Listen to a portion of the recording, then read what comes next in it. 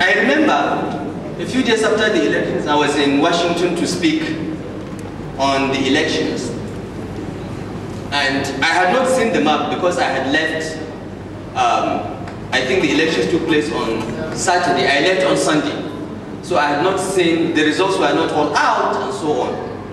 I had not seen this map. It was Oronto Douglas, the president's chief strategist, special advisor on strategy, that came up to the podium to say there is a new Nigeria. There is a new North and a new South, and the South is pushing up North. And he showed this map proudly. And I said to him, Oronto, when it was my turn to respond, I said, Oronto, if I were you, I'll put this map and I'll be scared. Because if 40% of the population is dead against you, I don't know how you can govern. Okay? And these are even rigged election results. They are not really the reality. When the election tribunals are through with counting the ballots, if it ever happens, we will know what the real results are. But honestly, taking these results as given, we should all be worried. And I think this map presents the challenges that we face more clearly than anything.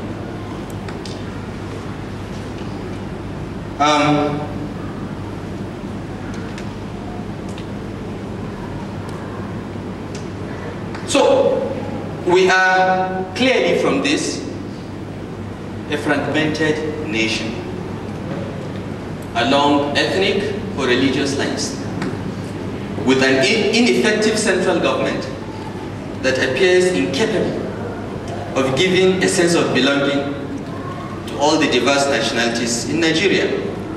There is also palpable fear of insecurity along the length and breadth of the country. The incessant bomb blasts that started during the 2010 independence celebrations in Abuja are now occurring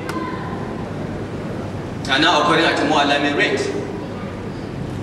The city of Maiduguri has become almost depopulated. People have left. Virtually everyone that can afford to has moved to Damaturu. There are soldiers all over the place, daily killing people that are suspected to be Boko Haram. And there is no end to the problem. Just yesterday, another bomb blast took place at the UN headquarters, bringing Nigeria clearly to the rank of terrorist nations, because by the time you attack the UN, everybody notices. If before then it was internal or domestic terrorism, now we have joined the ranks of global terror nations. Nigerians now live in mutual fear, suspicion, and distrust, because we all know in our heart of hearts, including those that said I voted for Jonathan, not PDP, they all know that this government cannot handle the growing security challenges confronting us. They have proved it over and over. In the last 10, 11 months, there have been 4 bomb blasts in Abuja. No one has been held accountable. And there is no indication that any progress is being made to unravel those that are behind this or those that are doing this, to prevent it from occurring. So, I'm sorry I have depressed you so far, but I do not believe that it's all pessimistic. Okay? So we'll now look at the myth of our nationhood and then think of what to do. Today, our claim to Nigerian nationhood is almost a mirage, because no such conception truly exists in the minds of many Nigerians. With the threads of our unity in diversity so weakened, many Nigerians now see themselves largely from the point of view of their religious belief or ethnic origin. There is no national ideological concept that projects the sense of nationhood in many Nigerians. A country that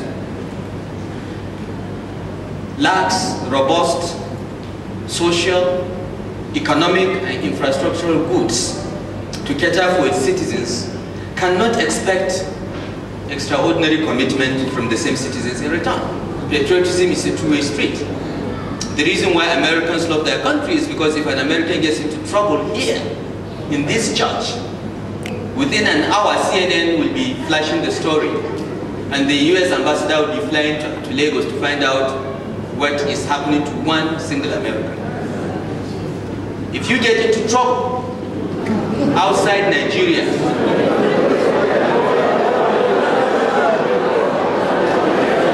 you have answered my question. So, the reality is this. Our country, our government has not inculcated in us a sense of nationhood. And those of us that are patriotic are only doing so out of love for country and maybe because there is no alternative. People get committed to the idea of a nation when the nation does something for them in return. We are human beings. Let's call a spade a spade. Our young people that are fairly well educated are mostly jobless and feel hopeless. Most of them are being wasted and survive daily observing economic conditions deteriorating from which they see no escape. The result is participation in cyber crimes, robbery, prostitution, and other blue and white collar crimes. Young people are very active mentally and physically. If you do not find a way to channel that energy for productive purposes, bad things happen. Another false belief about the Nigerian nation state is the attitude of the clique in power, which believes that in spite of widespread disillusionment that trailed the 2011 elections, most Nigerians would accept the results as a fait accompli. Well, in the north, they did not. There were immediate reactions, sporadic and spontaneous, and they were well targeted. They targeted emirs, political leaders, and so on, that they felt were their problem, mostly in the PDP. Along the lines, the reactions got muddied and became converted into some kind of ethnic or religious uprising, particularly in my state of Kaduna, where more than 800 people were killed. Because in Kaduna it became religious.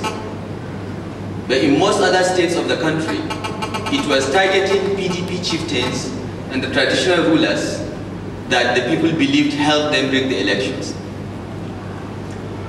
Unfortunately, that message was lost by the killings that followed. Unnecessary and needless killings, in my opinion. So for those that think that the Arab Spring is not possible in Nigeria, they should watch carefully what has happened in the north. The northern part of the country is the most docile. Our social structures are such that we respect constituted authority, however illegitimate. But for the first time, and this is what I want you to think about, for the first time in history, young people from the north said enough is enough. And since they have no leaders to channel their frustrations to for dialogue or discussion, they did the only thing they felt they could do. You went to Abuja, got money to betray us, we'll burn down your house. That's how it started. Unfortunately, as I said, it won't hurry. The youth of the north have broken the taboo of centuries. And one incident, in my view, is enough for the wise. As we speak here today, many Nigerians, including those in power, live with the illusion that Nigeria is economically buoyant. The reality is far from that. The entire oil revenues for this year are not sufficient to pay the salaries, allowances, and running costs of our federal government. And God forbid, if the price of oil should collapse to less than $70 a barrel, the federal government and at least 32 state governments will not be able to pay salaries. And you know, this could happen. They have got Libya now, so the oil price will stop rising, it will start coming down. If they get Syria and one other big oil producer under control, the price of oil will come down to around that region. And if that happens, forget about tea and coffee and Esther pot in the offices of government agencies. And of course, forget our building roads and new power plants. Everything will stop unless we can borrow at home or abroad and be back in the debt trap that we managed to escape in 2005. Already our domestic debt is in excess of $35 billion. So we have domestic debt, but it's domestic, so we can live with it. It is when you have foreign external debt that you become a slave of Western powers. But the fact that Greece collapsed because of domestic debt is a warning to all of us that it's not something that we should play with. Nearly the entire capital requirements of the 2011 budget of the government of the Federation this year will be borrowed. We are borrowing more and more every day to do very little for our people. So the reality of our situation is that Nigeria is more polarized than ever before politically, mainly because of primordial and selfish interests of those at the highest political offices who prefer power at all costs at the expense of our national unity. Issues of national political interest that would have been easily negotiated were handled with brazen exhibition of raw power, regardless of the consequences. We are already seeing the fallouts.